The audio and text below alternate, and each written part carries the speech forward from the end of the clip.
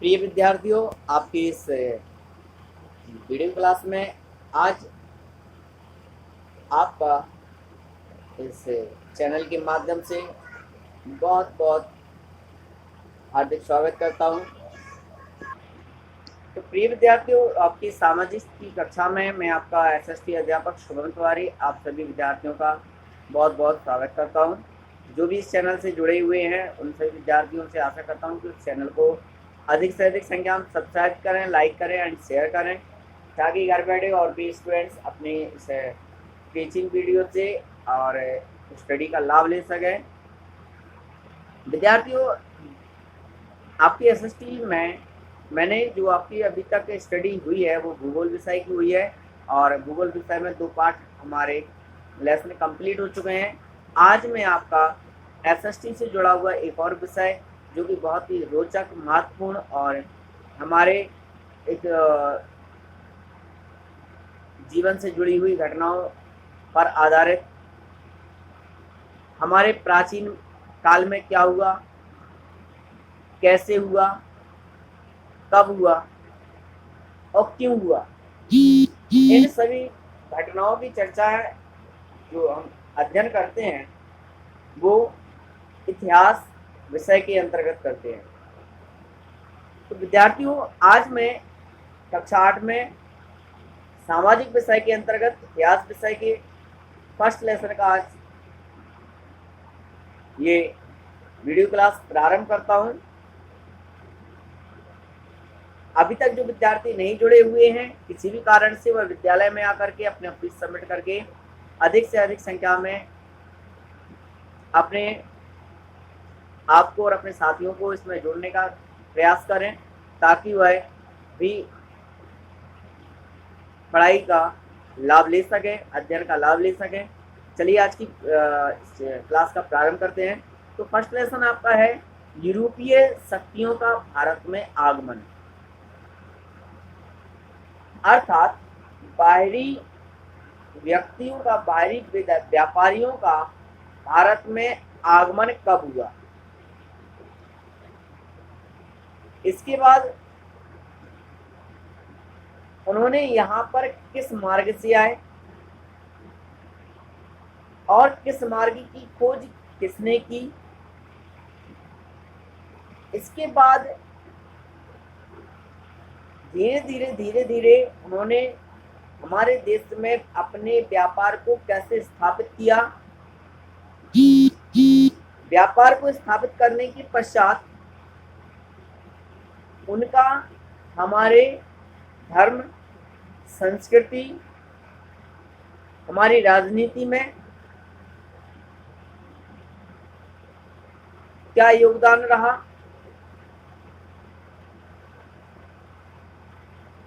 हम उन बाहरी व्यापारियों के आगमन से हमारी धर्म, संस्कृति और हमारी परंपराओं में क्या परिवर्तन आया,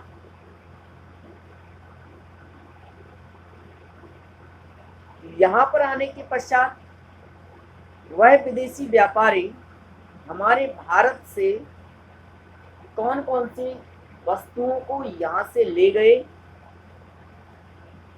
किस प्रकार की संस्कृति को यहाँ से उन्होंने सीखा, उनके दैनिक क्रियाकलापों में क्या परिवर्तन आए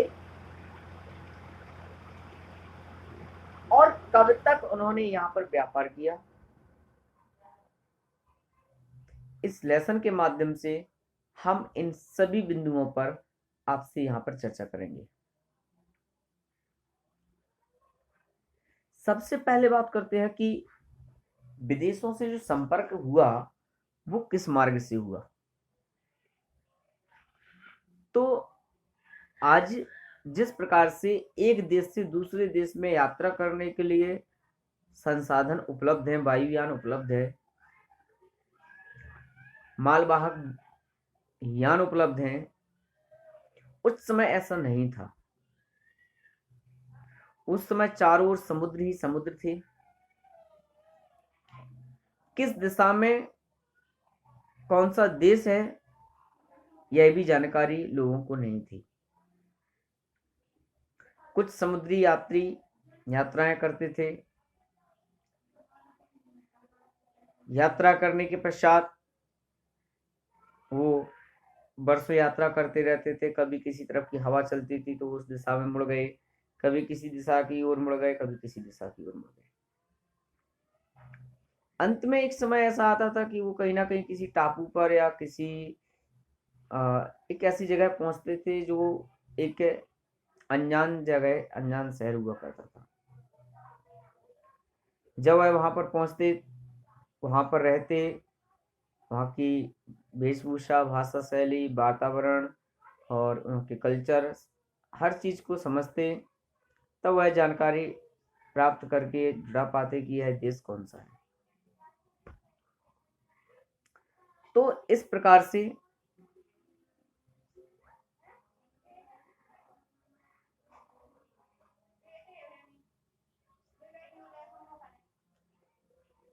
सबसे पहले व्यापारिक मार्ग। प्राचीन काल से ही भारत का विदेशों से संपर्क रहा है। 16वीं शताब्दी से भारत से व्यापार करने के लिए यूरोपीय शक्तियों ने भारत आना प्रारंभ किया। यूरोप कंट्री से संबंधित जो भी हमारी उनके देश हैं, उनका सबसे पहले 16वीं शताब्दी में आगमन हुआ। इससे पहले अगर हम 12वीं शताब्दी पर जाएं तो वहां पर मुगलों का आगमन हमारे यहाँ हुआ।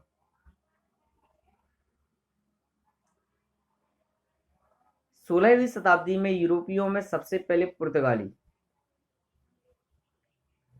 पुर्तगालियों ने भारत में आकर के अपना व्यापार करना स्थापित किया, व्यापार करना प्रारंभ किया। विद्यार्थियों, जैसे कि आपने देखा होगा, एक छोटा सा बाजार खुलता है, बाजार में दो दुकानदार हैं, अपनी दुकान रखते हैं।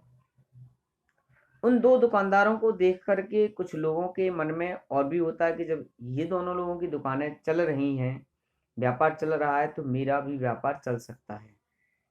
फिर तीसरा, चौथा, पांचवा, छठवां, सातवां, इसी प्रकार के कई सारे लोग मिलकर के एक बाजार का निर्माण कर देते हैं।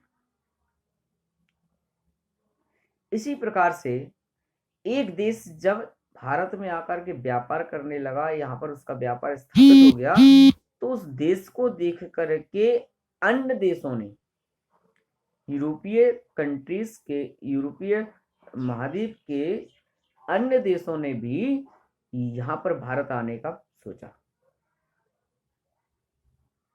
उन्होंने देखा कि भारत में कच्चा माल आसानी से उपलब्ध हो जाता है। उन्होंने देखा कि यहाँ पर कच्चा माल सस्ता प्राप्त होता है। उन्होंने यह भी देखा कि यहाँ से अपने देश में कच्चे माल को ले जाने में सुविधा है। यह भी देखा कि कच्चे माल से जो वस्तुओं का निर्माण होकर के पुनः भारत में इनका व्यापार है वो हमारा महंगा है। तो इन सभी चीजों को देख करके अन्य देशों ने भी भारत में आना प्रारंभ कर दिया। पुर्तगालियों के बाद डच, डच के बाद फ्रांसीसी, फ्रांसीसी के बाद ब्रिटिश, ब्रिटिश जिसमें प्रमुख थे। इन्हें प्रमुखता क्यों? क्योंकि ब्रिटिश साम्राज्य लगभग हमारा 1620 ईस्वी से लेकर के लगभग आपने देखा होगा कि भारत हमारा 1947 में आजाद हुआ। लगभग इन्होंने 300 वर्ष, लगभग 280-300 वर्ष भारत में ब्रिटिश साम्राज्य का अधिकार रहा।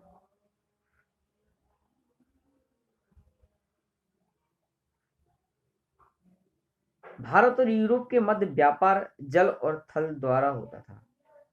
इन मार्गों की संख्या 3 थी। प्रथम मार्ग था पहला फारस की खाड़ी। इस मार्ग से इराक, तुर्की, वेनिस और जिनेवा से व्यापार होता था। दूसरा था लाल सागर, जहां से अलेक्जेंड्रिया का था, जहां से समुद्र द्वारा वेनिस और जिनेवा को जाते थे। तीसरा मार्ग था मध्य एशिया से मिस्र और फिर यूरोप के लिए। तो 3 मार्गों से भारत का व्यापार विदेशों से विदेशों का व्यापार भारत से हुआ करता था। प्रथम मार्ग था फारस की खाड़ी, याद रखना। द्वितीय मार्ग था लाल सागर और तीसरा था मध्य एशिया से मिस्र होते हुए आपका यूरोप के लिए पहुंचे। इस प्रकार से यूरोप के सभी क्षेत्रों में भारत की वस्तुओं के वितरण के लिए वेनिस और जिनेवा प्रमुख व्यापार केंद्र थे।